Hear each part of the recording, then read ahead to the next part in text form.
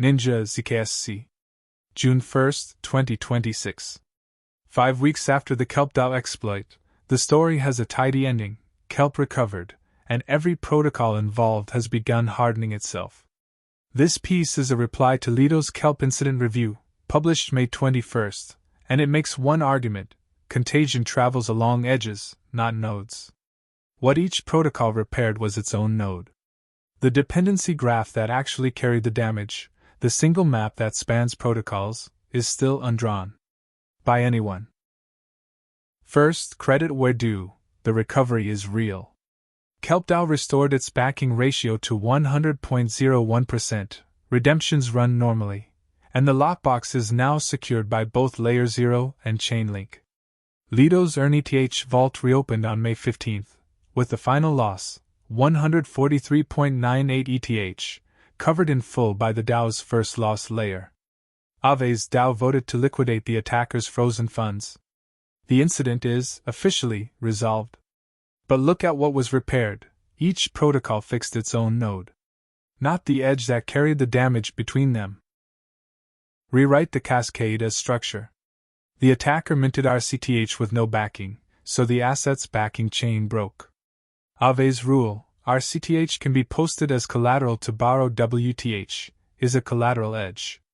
Through it, Aave's WETH reserve pinned at 99% utilization, and the funding stress propagated to every actor sharing that same reserve, the shared reserve edge.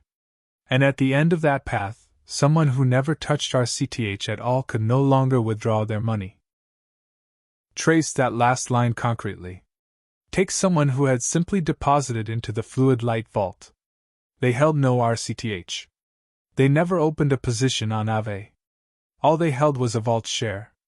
But Fluid Light, to run that share, was quietly borrowing WETH from the shared Aave reserve to turn an rsETH loop. The moment the incident pinned that reserve at 99%, there was physically no WETH left. The loop couldn't unwind, and the depositor's withdrawal froze. And this wasn't unique to Fluid Light, Aave and Spark's rsETH markets, and the many loop positions on the shared reserve, jammed the same way, in many places at once.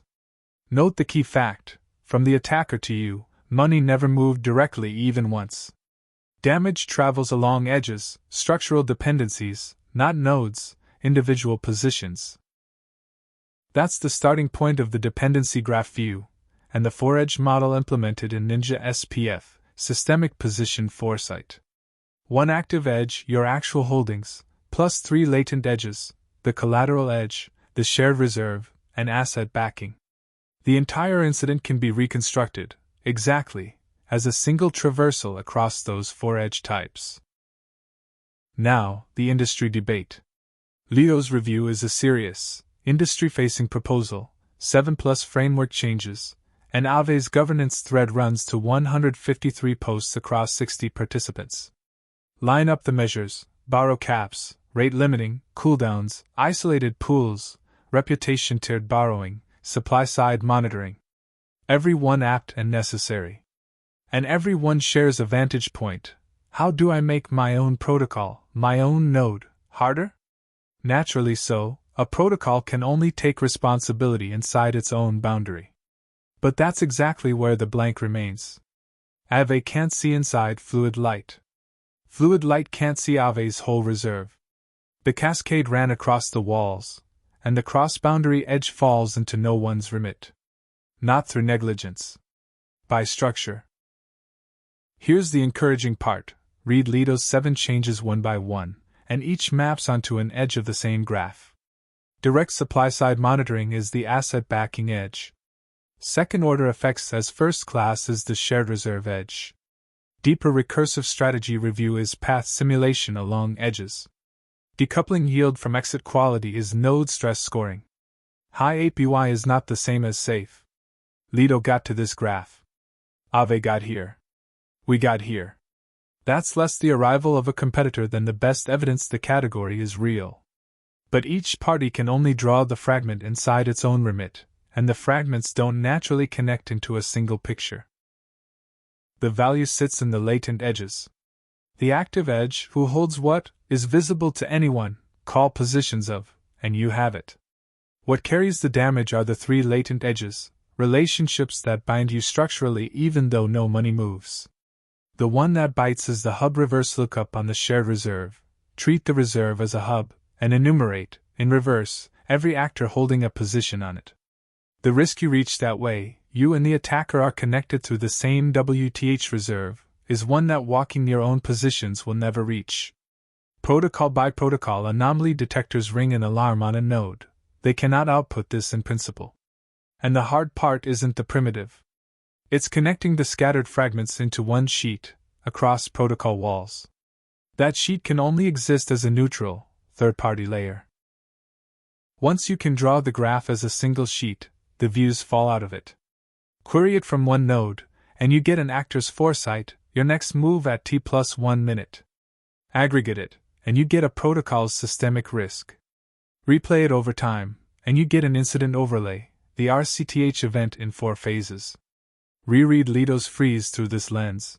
The Aave Guardian's freeze stopped a disorderly unwind precisely because it froze that whole region of the graph. Excellent work.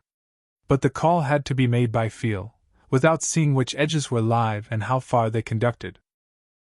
What we claim is nothing bold. What we can do is visualize the impact, detect quickly what happened at other protocols, and draw, on one canvas, how it reaches you along the shared edges. And visualization isn't the endpoint. Only once you can see does the rest open, run simulations in advance and decide exit routes. Estimate the risk on your own positions. Provision reserves for a crisis, with a basis. Price that risk into your terms. That is exactly the domain programmable finance should be best at. Where does SPF stand today? The graph and the incident overlay run, reproduced and tested on the rsETH Cascade, Lido demoable. Upstream anomaly detection we haven't built, and won't own, that belongs to Hypernative, Forta, Blockade, Gauntlet, and Chaos Labs. SPF concentrates on the edge drawing layer. And it's not on paper, it's a proof of concept, but enter one wallet address, and your own version of this graph runs today. One more amplifier, leverage. The loop strategy, borrow from a shared reserve, add collateral, borrow again, multiplies yield in calm times. But once the underlying asset breaks, every layer takes the unwind pressure at once, and a single edge, the shared reserve, bears many times its weight. The thinnest margin loops jam first. Traditional finance regulates leverage, margin rules, circuit breakers, prudential limits. Web3 has none of that. So the answer isn't to wait for regulation. It's to keep yourself able to see which edges your position is wired to, right now. Self-defense monitoring, not left to protocols, not waiting on regulators, in the actor's own hands through a single wallet address.